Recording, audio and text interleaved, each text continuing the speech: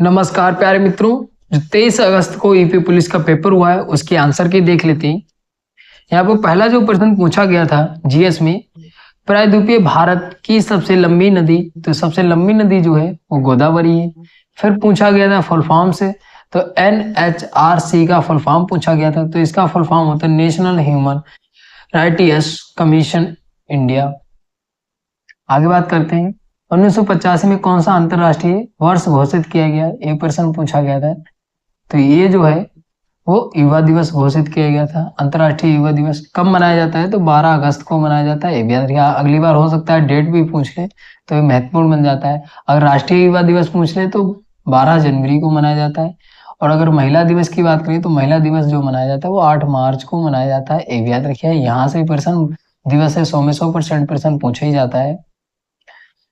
तो 4 नंबर का जो आंसर सही होगा वो आंसर सी वाला सही होगा। आंसर सी वाला सही होगा, गुणात्मक होता है। फिर अगला प्रश्न पूछा है VRI, VRI का फुल फॉर्म पूछा है, तो इसका फुल फॉर्म होता है बेल्ट एंड रोड इनिशिएटिव। इसका फुल फॉर्म होता है, ऑप्शन नंबर बी वाला सही हो जाएगा इसका। फिर 6 का जो है वो ऑप्शन नंबर सी सही हुआ, स्पीयर फिशिंग होगा। आगे बात करते हैं,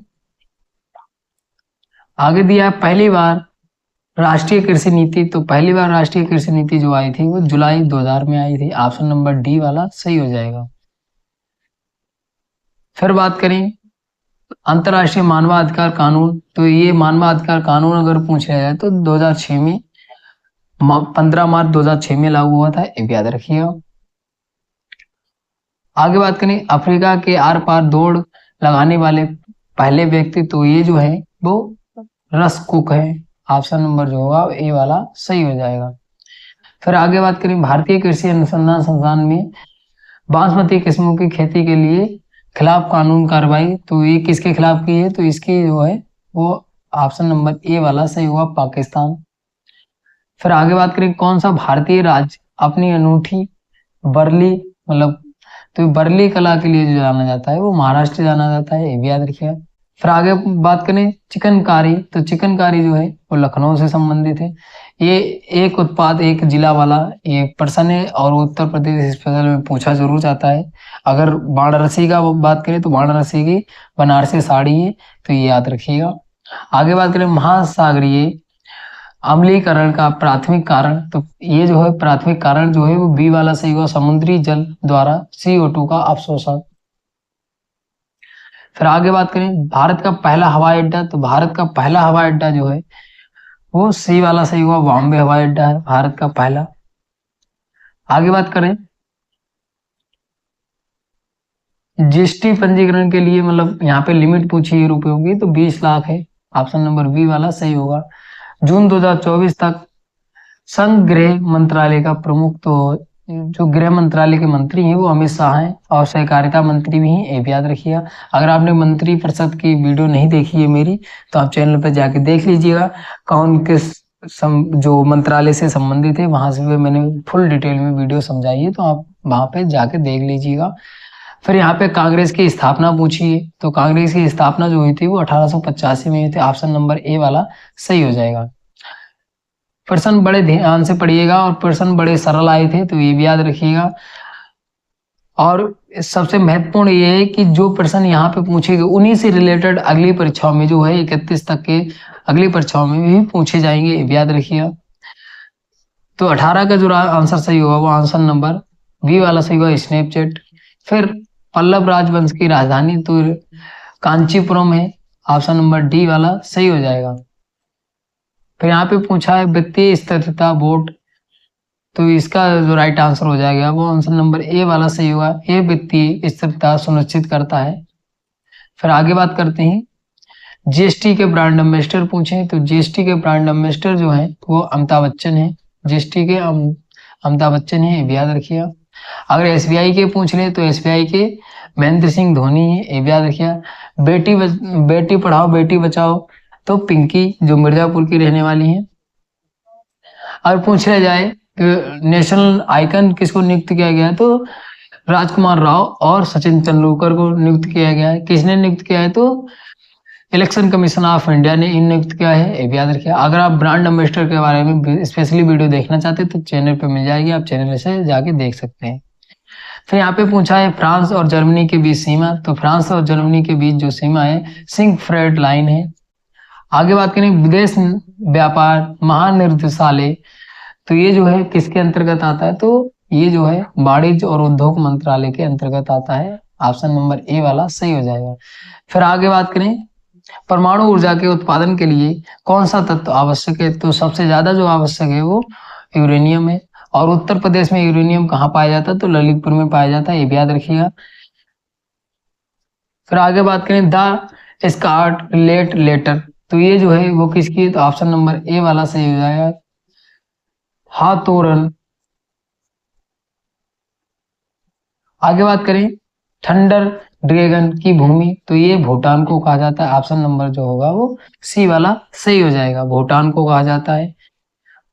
आगे बात करें निम्नलिखित में से कौन सा सोशल मीडिया प्लेटफॉर्म नहीं है? यहाँ पे प्रश्न को भी बड़े ध्यान से पढ़िएगा, यहाँ पे नहीं पूछा है। तो ये जो है यहाँ पे फेसबुक भी है सोशल मीडिया, इंस्टा भी है, ट्विटर भी है, लेकिन गूगल जो है वो सर्चिंग इंजन है, मतलब यहाँ पे इंफॉर्मेशन चीजें जो है वो सर्च की जाती हैं। फिर आगे बात करते हैं नोएडा उत्तर प्रदेश के किस जिले के अंतर्गत आता है? तो नोएडा जो है उत्तर प्रदेश के जो है वो गौतम बुद्ध नगर के अंतर्गत आता है।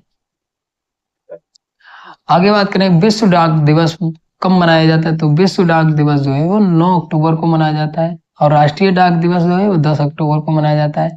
अगर पूछ लिया जाए 2 अक्टूबर को तो जो है गांधी जयंती मनाई जाती है। 10 दिसंबर को जो है राष्ट्रीय मानवाधिकार दिवस मनाया जाता है।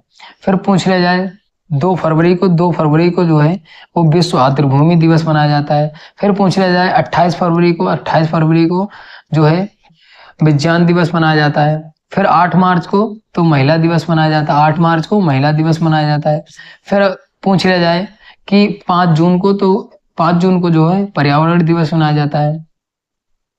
फिर पूछ लिया जाए कि जो 22 अप्रैल को जो है पृथ्वी दिवस मनाया जाता है, 22 अप्रैल को पृथ्वी दिवस मनाया जाता है। और फिर पूछ लिया जाए कि 5 सितंबर को तो शिक्षक दिवस मनाया जाता है, 14 सितंबर को जो है हिंदी दिवस मनाया जाता है। और महत्वपूर्ण जो दिवस है जैसे राष्ट्रीय युवा दिवस जो है वो कब मनाया जाता है? तो 12 जनवरी को। अंतरराष्ट्रीय युवा दिवस जो है कब मनाया जाता है? तो ये जो मनाया जाता है 12 अगस्त को मनाया जाता है, ये भी याद रखिए। और खेल दिवस अगर पूछ रहे तो खेल दिवस 29 अगस्त को मनाया जाता है। तो ये दिवस 100% एक प्रश्न पूछा जाता है, तो दिवस से याद रखिएगा। आगे बात करें तो इसका जो राइट आंसर हो जाएगा वो आंसर नंबर बी वाला सही हुआ, मैसेज फिशिंग। तो अगले प्रश्न में क्रोएशिया की राजधानी पूछी है, तो ये जो है जाग्रेब है। आप जो भारत के पड़ोसी देश हैं उसकी मुद्रा, उसकी राजधानी, उसके प्रधानमंत्री, ये सभी चीजें याद करके जाइएगा, क्योंकि यहाँ से प्रश्न जरूरी पूछा जाता है। यहाँ पे अगला प्रश्न दिया आतंकवाद से लड़ने में सूचना साझा करना किन तरीकों से महत्वपूर्ण है? तो ये जो है वो ऑप्शन नंबर जो होगा वो डी वाला सही होगा, यह अधिकारियों को संभावित खतरों को अधिक तेजी से पहचानने में सहायता करता है।